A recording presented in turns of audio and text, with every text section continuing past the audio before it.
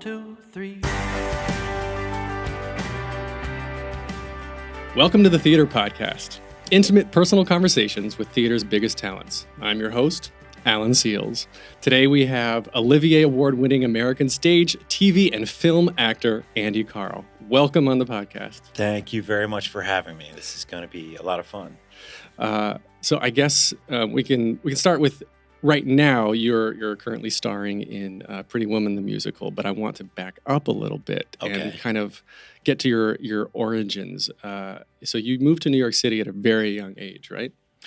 Yeah, very young. I would say I was 20, 19 going on 20, and I moved up with all the hopes and dreams of auditioning in New York City. I had a friend who had already lived up here, and I just slept on the couch for a little while and auditioned and started ending up doing shows out of town, out of New York, which is, you look at Backstage Magazine, it's very nice now, the Backstage magazines of today. Back then, they were just all paper. Now they're sort of like glossy magazine sort of covers and all that kind of stuff. I was on the cover of Backstage magazine for Rocky, so it's nice now. It's all come full circle. Back then, it was a little like you get the ink on your hands. So what made you want to come to New York in the first place? Well, I was pursuing musical theater. Pretty much. I'm from Baltimore. I come from a very, my mother plays organ for her church. There's always music around. So I was always musically inclined that way. Studied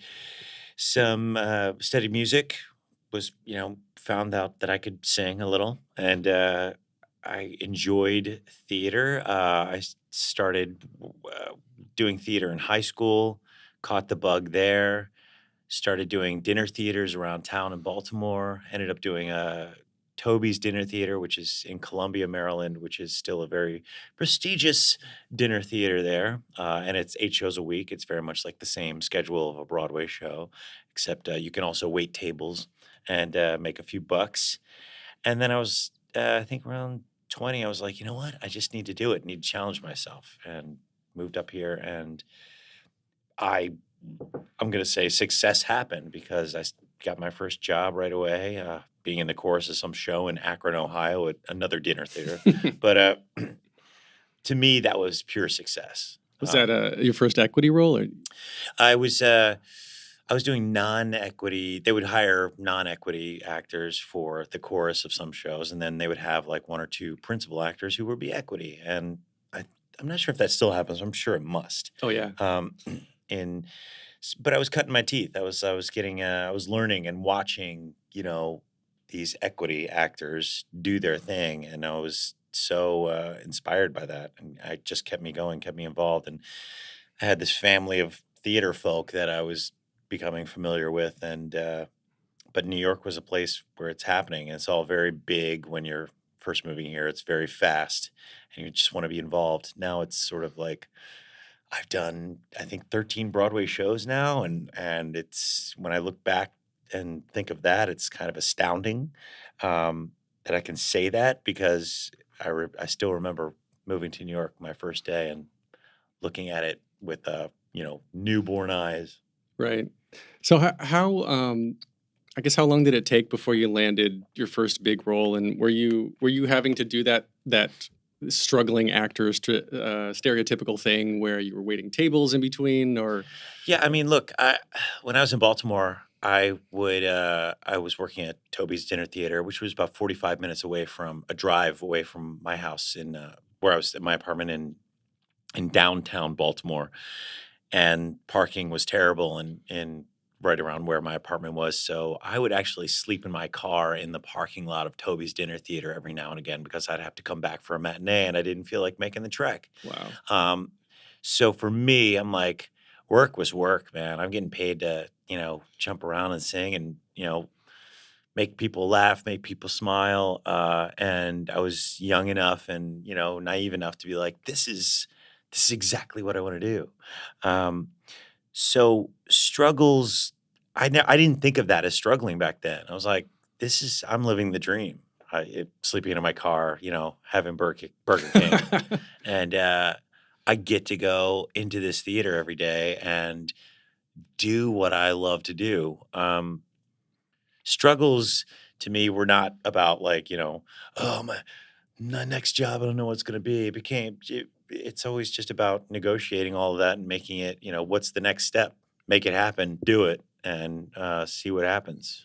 So then I guess, with the big breakout role, would you call Kyle the UPS guy in Legally Sure. Blonde? Yeah, we can start there. But I think before that was I think what really put me in the New York map was Altar Boys. It was this Right, off Broadway. off-Broadway show, and it was, this great group of guys doing this, faux Christian boy band, but the lyrics were very funny. It was a hilarious show, and it required us to all be sort of like boy band, members.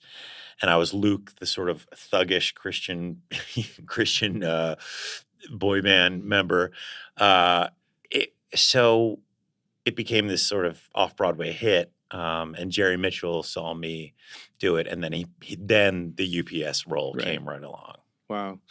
And then you did a long stint in Jersey Boys off and on. You did a couple of those? Yeah. I was in Jersey Boys, but oh gosh, which was a great show, by the way, for an actor, and anybody who's been in it, I think, agrees that the script of Jersey Boys is actually it's meant to be well acted, and it's written very well. Rick Ellis wrote the screenplay, I guess you'd call it, for Jersey Boys, and it was my first time, like, sort of big role monologuing to the audience, and I was number one right off the bat. I was Tommy DeVito coming out and giving this big speech about how we made it as Jersey Boys, and at first it was daunting because it's you have to get the audience to love you, but it didn't take me any time to sort of wrap my head around it. It was like, this is tremendous. This is a well-written script. This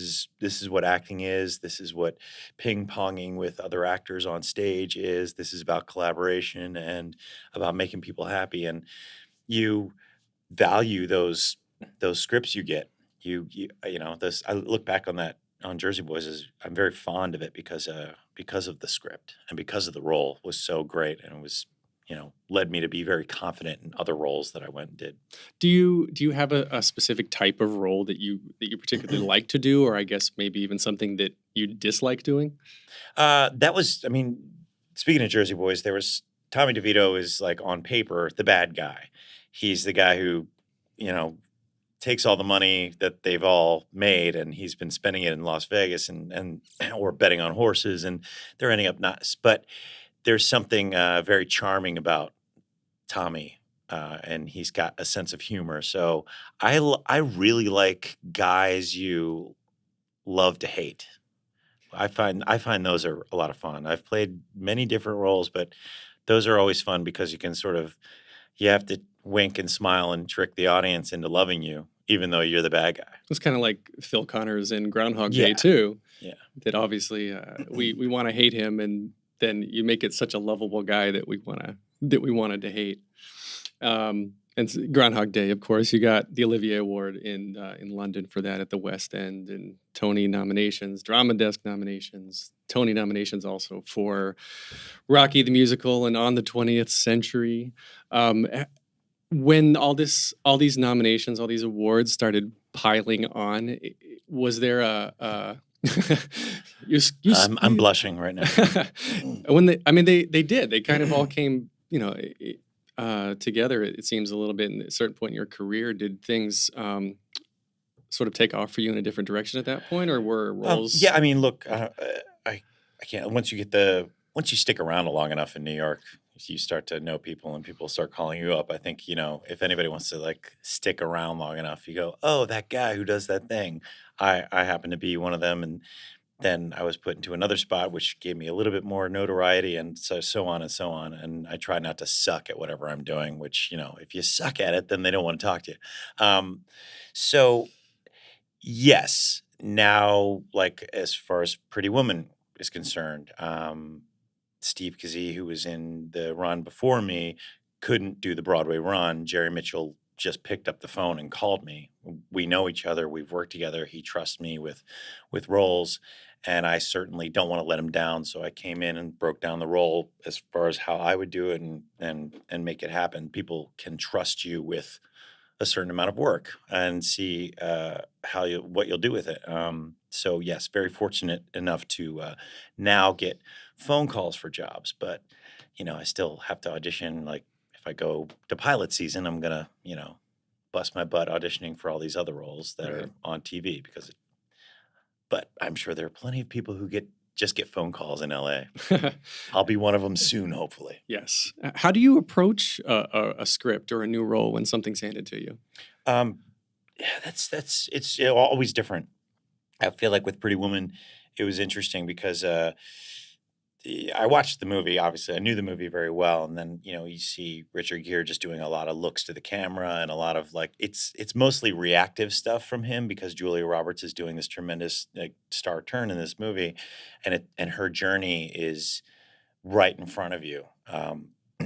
Richard Gere's Edward Lewis's journey is not as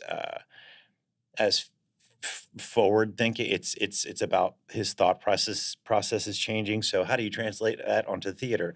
Um, but how would I get into that role, and how would I be that way, and how would I be this rich guy, this mogul who has to change and become a better human being and not feel like business is everything and corporate takeovers and that kind of stuff. But initially, I was like, how am I going to think of this role?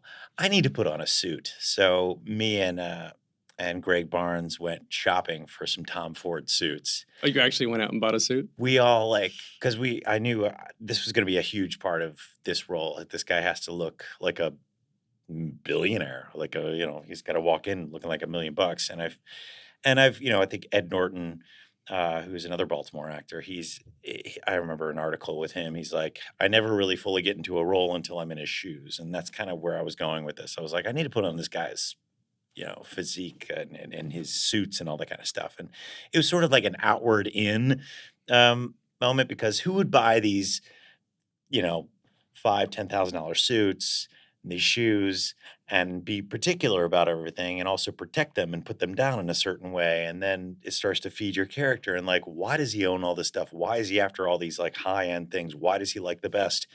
What's wrong with his childhood, or what was good about his childhood that makes him this type of guy? So it really began with a suit this time. It was really and it was a fun way to look at it. That's interesting. So then, how did you approach the UPS guy? UPS guy was like, shorts, like put it on, give me the shorts. Yeah, Let's see what happens. Deliver packages to people. Yeah, no, it was all swag, and it was fun because Jerry Mitchell and I back then figured out like what the music would be as I enter, where would the box be. It was very like taking a moment, but then it's you got to have that swag, and translating that to other actors can be difficult sometimes. I know like people who took over, it's just a matter of like, how do I do what Andy Karl just did? I was like, I don't know. I just kind of like had my swag going on. You got to find your own swag. And It's got to be there, and it's got to make, you got to know who that guy is just in an entrance. Does that translate, I guess, to the wider industry of originating a role versus I guess stepping into somebody else's shoes? When you come into a role that's already in existence, do you still approach it the same way, or is it like when you're originating, obviously you do something completely different, it seems like? I mean, I guess there's a little bit of safety net for like, there's the nostalgia that we're working on here with the role that already exists out there in the world. So I know the mission of the type of person that needs to be there, but I get to at least create that guy internally and externally. So, but I still have the same objective as say the movie may have had. Of course, the journey within 2.5 hours, if you tear a movie apart and put it back together as a musical, you have a lot of things that are new that audiences haven't seen. So I have different subtext that's going on, all sorts of stuff that make it completely different than the actual role that was on a movie. Like Phil Connor's, it's like I knew I needed to be a jerk. How do I find that within me? I'm not particularly a jerk, at least as far as I'm concerned. Other people may think I am, but it was what is that one thing about me in my life that makes me that I can tap into that can just I will always be there at the top of the show, can be a jerk, and then scuff that off along the way of finding like the spiritually better person by the end of the show. So it is my own journey to find out what that's character is like, but there is that sort of safety of know what's happening with this show. They Right. know what's happening with this character. They might have heard the soundtrack a million times. Yeah, or they've seen the movie a million times, so they're going to be, I guess, expecting a certain thing.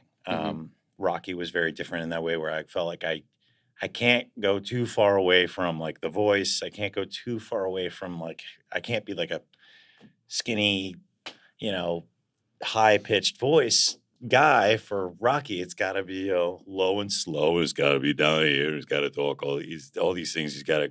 But I lived there. I like walked my dog speaking this voice. I would talk to people in this voice, and I would sort of get myself into that just who that person is, into his shoes and into his voice and into his body. So there's still a huge development of character you have to do with these roles, even though they're already out there in existence. Right.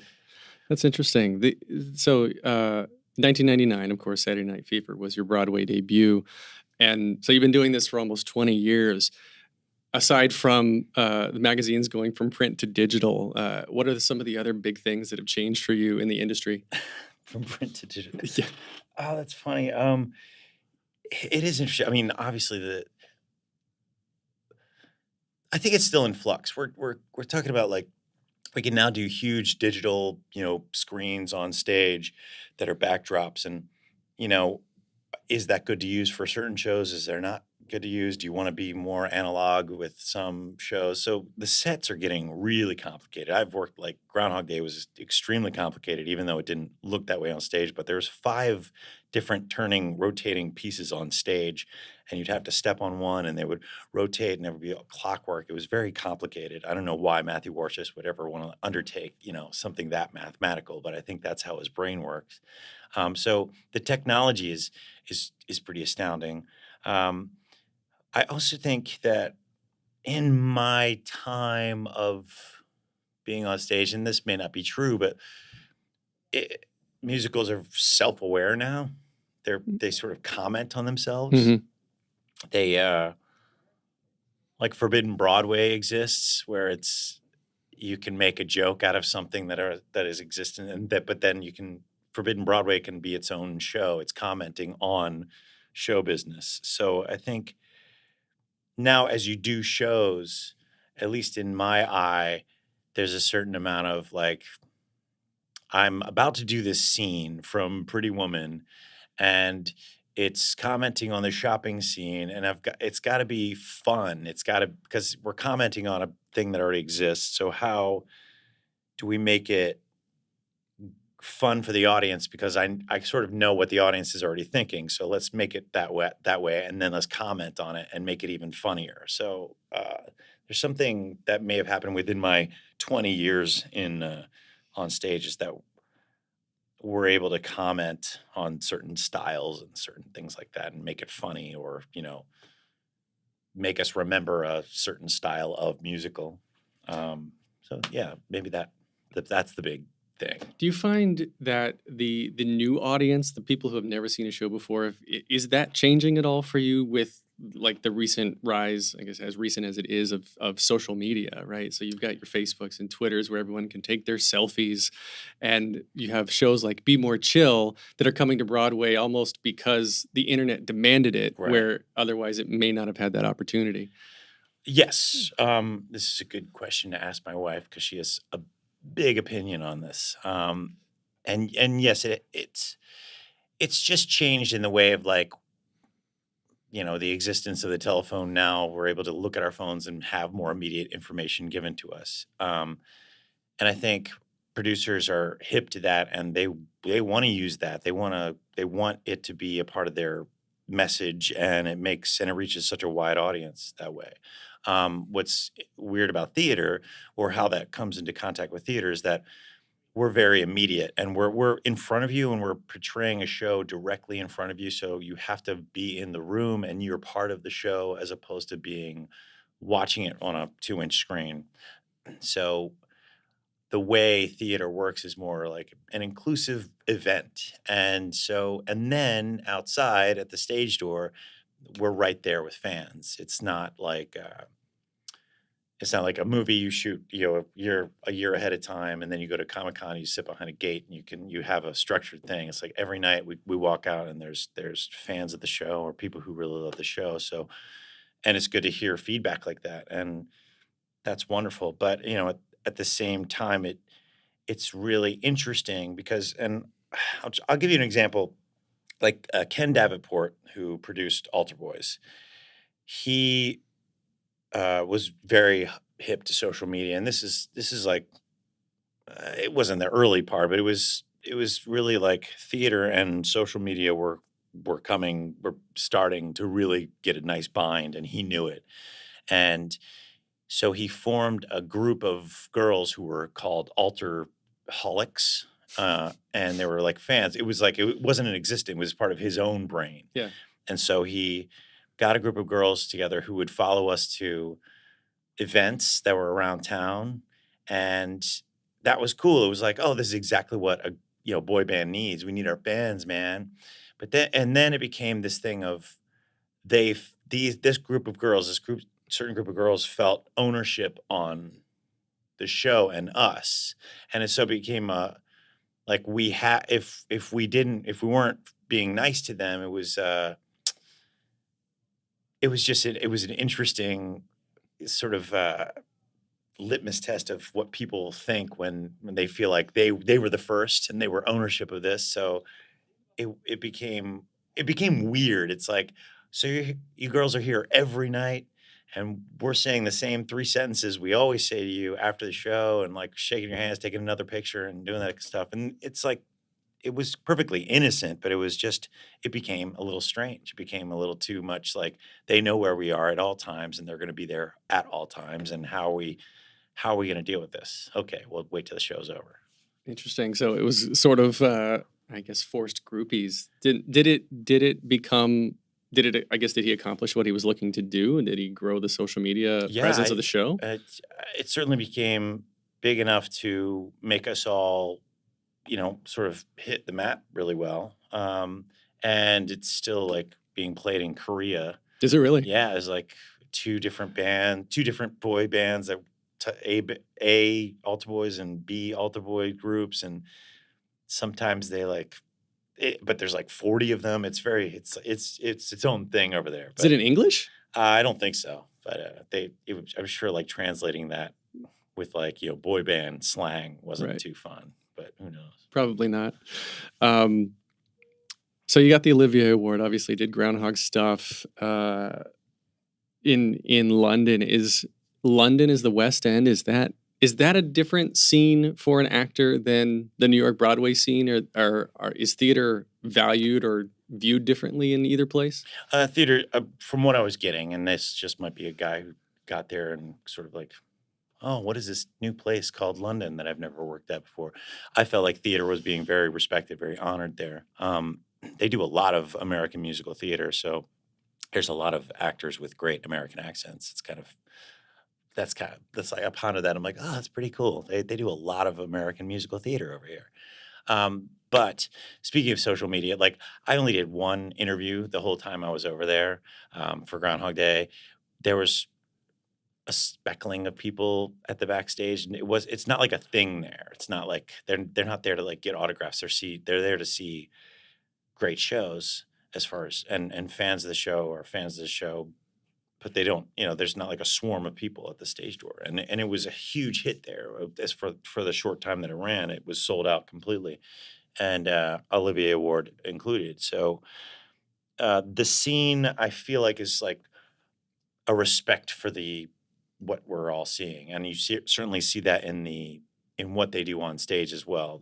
I saw some tremendous theater there, and so I just felt more because it's the land of Shakespeare.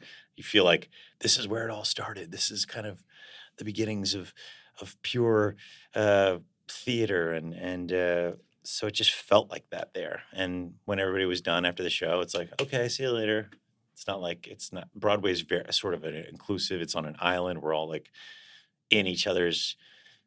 We're raising a lot of money for like actors funds, all that kind of stuff, which is great. But I mean, I see the same people like weaving in and out all the time. It's really interesting. Yeah, this is a very small island for having 8 million people on it. You see the same The West people. End's like, there's theaters are scattered everywhere. Yeah. So. Yeah. So it's not a region. I mean, it is a region, I guess, within London, but it's all over the place, not like centrally located like it is here. Yeah. I just think as far as like media and the purpose of like pushing theater there, it's getting to what America does, but it wasn't as like media savvy when I went over there. It's really interesting. And it's like it's theaters for its own sake, as opposed to theater is, we got to have the big new smash hit, get it out there in like 30-second commercial, and make get the album out, make sure it's all like, it takes its time and you feel it. Like Groundhog Day, we took our time putting that show together, and it ended up being beautiful and nuanced, and every little aspect was looked at. It was really kind of a great experience. So you got to be part of, it sounds like you were part of the creative process for Groundhog Day, putting it all together. Is that normally how it works when you're originating a role? Obviously, you were saying like when you're coming in, the show's already basically like script locked, right? So things don't change. Do you like having that creative process? Does it translate into like the technical aspect too? Yeah, I mean, certainly. I love suggesting something or coming up with a really great joke or something that they go, oh yeah, that would be funny. Like riding the bench at the end of the show of Pretty Woman with a horse on it was, not in the out of town run when I saw it. I was like, actually, it was like, what if I just rode this, so it became this like, oh, that's my moment that I shared in my 3 weeks of learning the show. That's one big physical part, but being creative, it's the best because it's sort of suited around you. They kind of find your strengths, or they, for me, I'm a guy who's like, I can juggle, I can do backflips, so I can get whatever you need. What do you got? Because I got a bag of tricks that I can throw up here, and it'd be really funny if we did that there. Or I like utilizing as many like little things as I possibly can to make it more entertaining, and certainly more to what I do. What is your strangest hidden talent? I didn't know you could juggle or do backflips. I stopped doing backflips after the knee injury, but I can juggle. Hidden talents, I don't know. It's like every now and again, it's just stupid stuff comes out. Low voices. It all depends. Do you have a favorite impersonation? I mean, yeah, doing Rocky was kind of hilarious. That it was like this long, 9-month impersonation. I feel like everybody tries to do that. It's like, yeah, it's funny because I didn't want to. I wanted to honor it with the sound, but I didn't want to make fun of it. Which is that's riding that line of like, yo, how do I make this voice sound like authentic to me, and to have emotion and love and thinking and have its own process. And so even now I can like just tap into it, and it's really interesting. It wasn't just an impersonation. It was actually like an affect of my character. Yeah, that's amazing. And then you met your wife doing shows. Yeah, yes. Orfe. Yes, I did. And that you met her in Saturday Night Fever. Yeah. Tell me about that story. Yeah. God, I saw the show before I got in it. Much like Pretty Woman now. And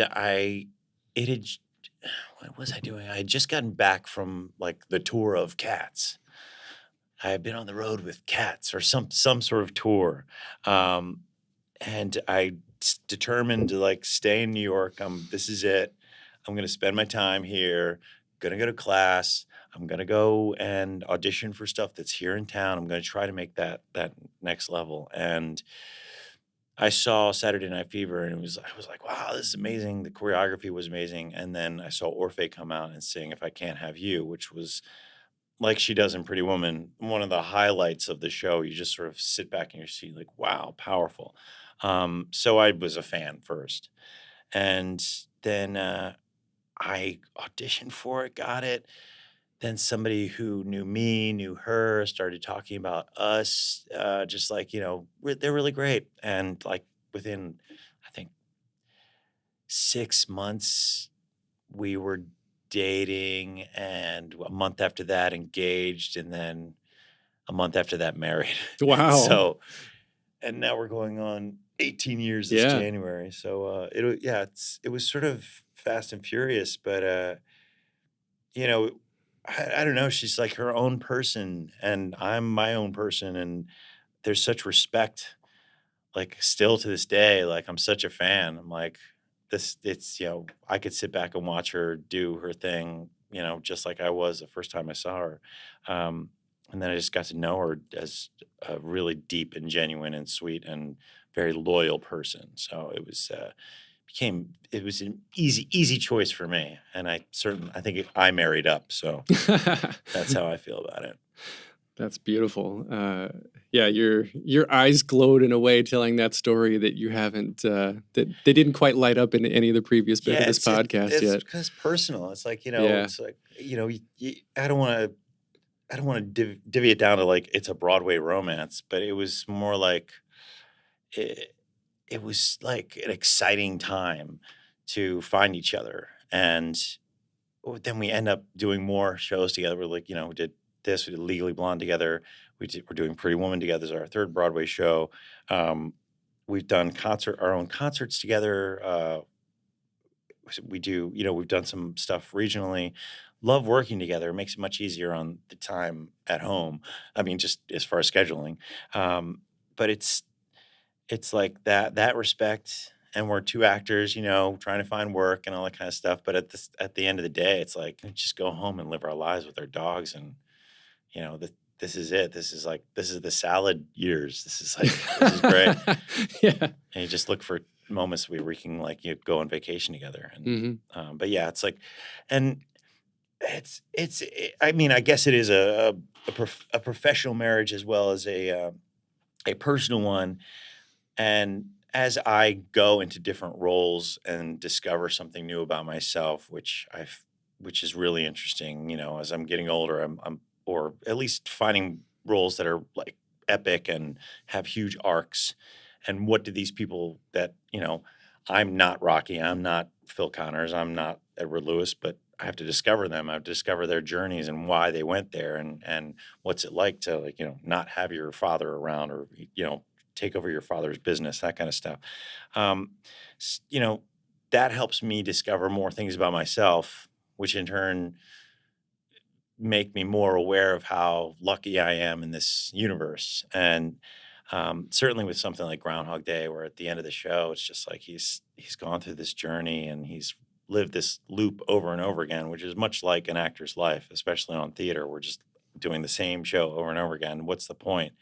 And the point is just the people around you, and the point is telling great stories and bringing people towards you, and the point is being happy with yourself. And that's when you discover I'm happy with my life. I'm happy with my wife. What new things can I see every day? And it makes it easier to understand life. And by being an actor, it's kind of interesting. It's all happened, especially in the last couple of years. It's been very much an eye opening thing for me. So do you do specific things? I guess on your dark days, or when you don't have shows in between work, do you guys like? I guess you personally, Andy Karl, what do you do to stay grounded, to really, I guess, not burn out? Yeah, I mean that's the thing. It's as I get older, I get like more tired of being tired. Like, oh God, it's 8 shows a week. And it's like a 1 day off a week. What do I do with it? My voice is tired. My body's tired. I've been like working all week, making sure that I entertain as best I can. So it's like, my Monday is filled with like not speaking and maybe going and seeing a movie. It's pretty lame, but we went for a one-day trip to Miami the other day. We like going down there. It's where we got married as well. And I was just like, let's just do it. Let's give it a shot. Let's just go down for, Sunday night to Tuesday afternoon. And we had the best time. And I realized that if you do something new and fun and, you know, we didn't even we slept like 4 hours the entire time. It was like we had the energy to, enjoy ourselves. So it all depends on like how tired we are each week. And like this week we have to do we're singing some of the songs from the show on Monday with Bryan Adams to promote the album and promote for the Grammys. And so that's going to be fun, but it's going to be exhausting. I'm like, we have to sing the whole show again after we just sang it, all week, and then go back and start the week again. So the Broadway theater life it's taxing, especially if you're doing, 8 shows a week. And if you're like one of the leads and arcing the story and telling it, and it's like, I just need a little break. So it all depends on what I'm doing in order to give me energy to go do it. So Miami is great. We'll see if that works out again. Do you get pumped up going out to the stage door and seeing the audience reactions, or is that more of like, all right, this is what I do now, or is it I'm looking forward to this every show after every show? It all depends on what show it is. This role is really interesting because after doing like Phil Connors, where it's like the show's all about me, essentially. I'm doing, every trick in the book that I have to show you that I'm telling the story and making sure that I have the arc and the journey, and it's all the whole thing is passed through the eyes of Phil Connors. This show is passed through the eyes of Vivian Ward. Her journey is relatively very important, and my job as Edward Lewis is in support of that and in finding my own little arc as well. So it's interesting dynamic to go to, and I'm not belittling it. It's just like it's supporting role as to lead role. You want people like what you've done, but like they're excited to see the woman who just had the big journey from, being a prostitute to now having her own independent means, and she sang beautiful songs. But I get all the love I possibly can from that. It's just it's a different like visceral effect from people at the stage door. It's fun. It's hilarious to me. It doesn't make me sad at all. It's just like, oh, it's like, oh, of course, no, thank you so much. As opposed to people wanting to like, oh my God, come here. That was an amazing story. That amazing journey. Now it's like, I see that happening with Samantha, and I'm like, because I know what that feels like. I completely understand it, but it's interesting litmus test again for me to like see this show as opposed to other shows. Right. But it's always good to like go out there and have people really fall in love with the show. And we had a lot of people, especially for Pretty Women, who don't see a lot of theater. It's a big title, and they're coming in to, if they're going to see a Broadway show, they want to see a big title musical like Pretty Woman. And I always like that. Like Rocky was a lot like that. Like a lot of guys came to the show had never seen a Broadway show before, and they're all, they wanted to see Rocky on Broadway, and so we had this whole different audience. Yeah. Do you see? I guess that it would be like that. I was going to say, do you see a different type of audience per show? But I guess with Altar Boys, you're going to get a completely different crowd than your Pretty Woman. Who the people who are our age now who grew up with the movie when they were younger. Yeah, I mean, it's a lot of people are repeat offenders. They go see, they see a lot of Broadway, and then there's people who just never have seen a Broadway show before, and those are always fun because it's just like, this is your first experience with theater, and you could fall in love tonight with the whole genre, and so that's important to me to make sure that first timers have a good evening, and they're probably blown away. We could have just done Cartwheels all night, and they'd be like, I just saw this most amazing Broadway show about cartwheels. Because I think like my first Broadway show that I saw some good ones. Like I saw Phantom the Opera. The high school, we're from Baltimore. We'd take a trip up to New York to see a show. We always saw Phantom of the Opera. And it was like, I remember like little smidgens of that evening, but it was mostly the experience of being in a theater setting, dark, the seats are cool, the stage lights up, and this beautiful moment happens. And I just remember it being a really cool moment. I'm not sure if it's like, if it was a terrible show, I'm sure if a young person seeing a show would be like, that was the most brilliant thing I've ever seen, because it's a new experience. Yeah, you have no comparison at that point. But yeah, I agree with you. I think it's very special. Like theater it takes you to this place where if everyone turns their cell phones off, obviously, hopefully you don't get a ring in the middle of a show to take you out of it. But it brings you to this focus where when you're watching TV, you've got other things going around. Mhm. When you're walking around on the sidewalk, you're looking down at your phone or whatnot. And I love theater, and I just love being in this moment where you have sometimes thousands of people, depending on the size of the Mhm. house, just going on this journey together. It's beautiful. That's the special part of it. Yeah. And you're all in it together. Mm-hmm. So just a couple questions here, and then we'll close. But Okay. a couple things here. I just want to know, in general, what motivates you? What gets you up in the morning? That's the big question. I got to go all the way to the end. The beginning of like what gets me going is like coffee is a big one. That's what gets me going in the morning. It's the fact that I get to do what I love to do, especially as an actor. I used to be in awe of the fact that I would go and be at this dinner theater back in Baltimore, and I would be able to sing and jump around on stage and entertain people. That really is important to me. And I want to do it in all facets now, movies, TV. I've had the opportunity to do a couple of those things as well. Mm-hmm. So, of course, Sgt Mike Dodds on Law and yeah, Order SVU. I mean, that would get me up at 4 in the morning, because TV is a very interesting schedule. It's all scheduling. It's all like you're either getting up at 4 in the morning, or you're getting up you're going to work at 6 p.m. at night. And so it's all very different. Yeah, but you're finding a new experience every night. What advice would you give to your younger self or younger people listening now, starting out on a similar path? Yeah, just don't. I want to say don't be so hard on yourself. I'm a Virgo. I'm a musician. I become obsessive compulsive in a lot of ways about what I do. I've learned to let go of being so precise and being so hard on myself for being precise. And I'm now having a lot more fun with what I do. So being hard on yourself is a waste of time.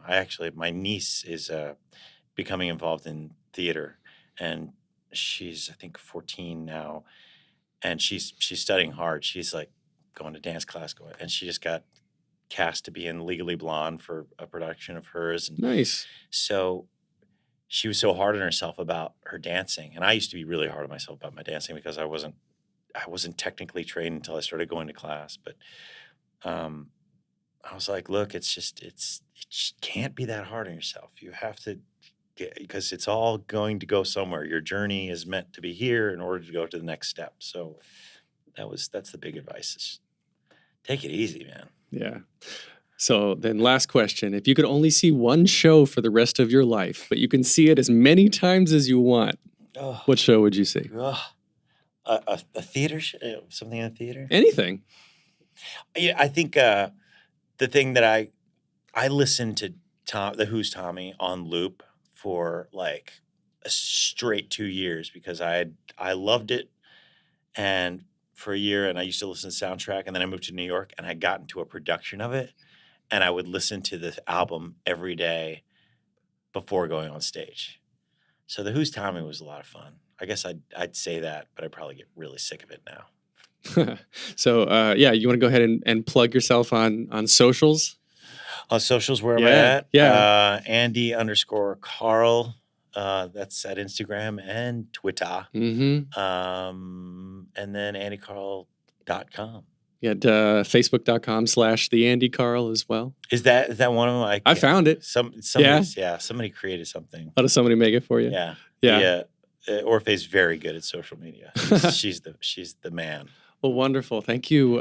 Thank you so much for being on the podcast. Of course, this is the Theater Podcast. We are at theater_podcast ourselves on Instagram and Twitter. And of course, a big thank you to our friends Jukebox the Ghost for our lovely intro and outro music. Please tell your friends about Andy. Tell your friends about Pretty Woman the Musical. Tell your friends about this podcast. Share and share and share. That's what social media is all about. So again, thank you for listening, and thank you, Andy Karl. Thank you. Take a deep breath, make the world a little colorful.